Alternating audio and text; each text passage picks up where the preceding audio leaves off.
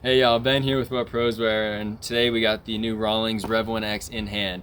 This is the Pro 205-9X model, which is the pitcher's two-piece web, coming in at 11 3/4 inches. Obviously, the REV1X is one of the most highly anticipated gloves in recent memory, so I'm glad we got this one in hand to kind of talk about the pros and the cons and see how it breaks in over time. So with this video, it's just going to be first impressions, so talking about what I noticed when it first came out of the box. First thing I noticed was how comfortable this glove was.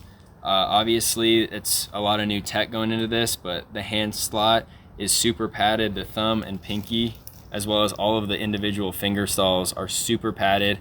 The finger pad is thick and plush, and this elastic band creates a very nice tight fit while also being kind of a unique look. I worry how that's going to stretch over time, but obviously only time will tell with that.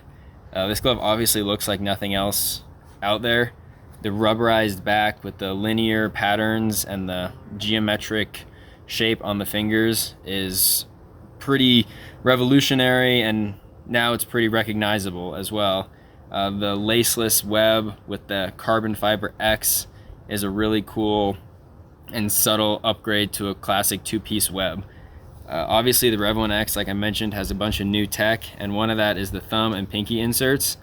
They're typically wool and plastic, but the Rev1X has 3D printed material that goes in the thumb and the pinky, which is super stiff. I noticed right out of the box it doesn't want to flare as easily, and it doesn't want to hold the flare like the traditional gloves would.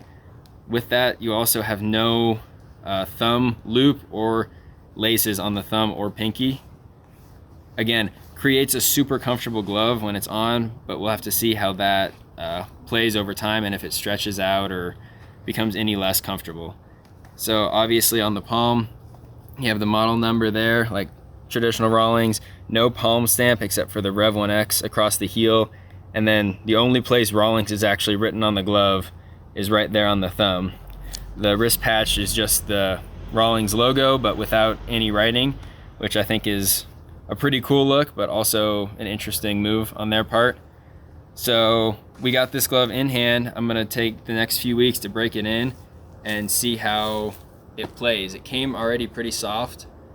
I think that's one of their selling points for it, but we'll have to see how it forms and how it breaks in to see how these new innovations actually play. So follow along, and we're gonna give a follow-up post in a couple weeks with how things are wearing in. Thanks, y'all.